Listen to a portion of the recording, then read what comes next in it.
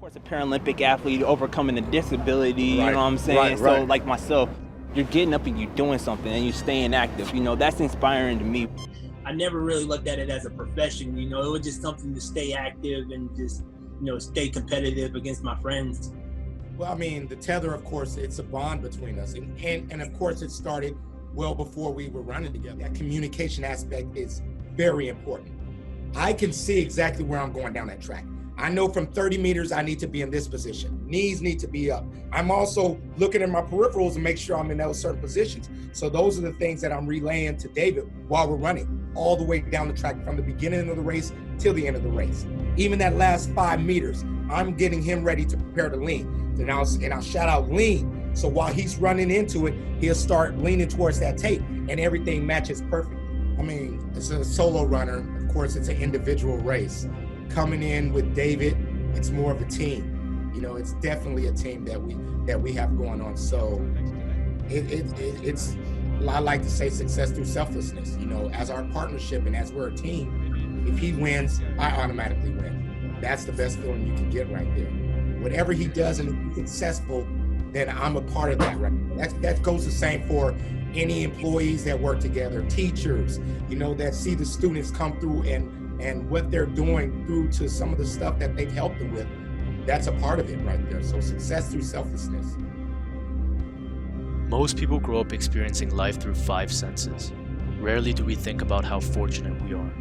The impact our senses have is often taken for granted. In 2014, David Brown set a record as the first completely blind athlete to finish the 100 meters in under 11 seconds at 10.92. Learning about the Paralympics, seeing visually impaired athletes running at those speeds was inspiring. The work, effort, mental fortitude required to reach that level of fitness is impressive enough on its own. Doing it without sight is and will always be beyond anything we will ever experience. To overcome the fear of running sightless, where your safety and well-being is in the hands of another, to completely trust and rely on your team, partner, coach, and the dedication of all those involved to be able to achieve this level of athleticism. We wanted to get a taste, a sliver of this experience.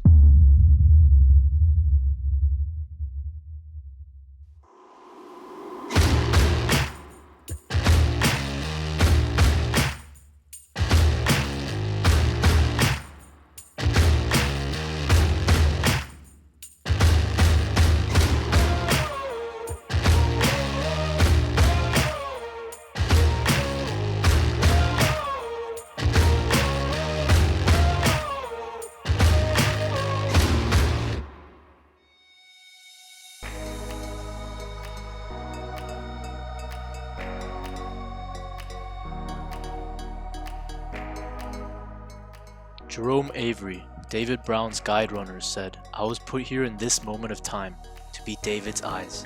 I knew going into this that I would have to be completely reliant on Michael and his guidance. The transfer of control of my safety, crossing busy streets, avoiding people, had me nervous well before we started. The thought of it felt dangerous. Surprisingly, I felt comfortable already after the first couple of minutes went by, because of how serious Michael was taking it, the constant communication to keep me informed. I didn't feel as though my well-being was in question, and I started to enjoy the thrill of trying to go faster.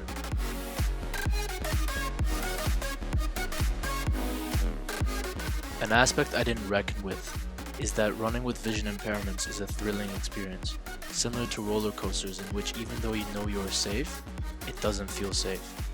Amongst the desire to stay competitive against friends, David Brown described himself as an adrenaline junkie and attributed this to becoming a Paralympic athlete.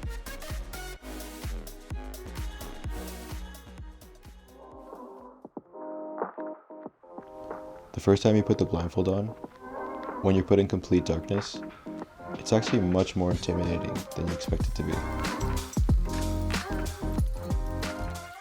Especially as you know what your surroundings look like and all the potential objects you can run into.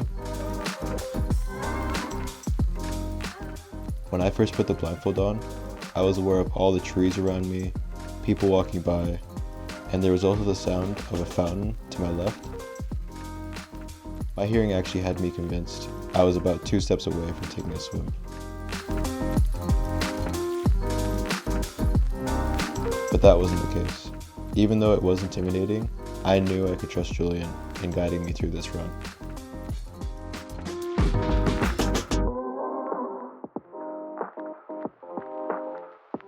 One of the main challenges in guiding each other was that not all people were paying attention to their surroundings.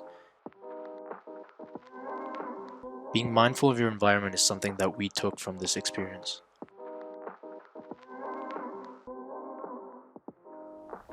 This experience gave us a whole new perspective. We now have a new sense of respect and appreciation for the vision impaired and the challenges they face daily, along with those who support and help them.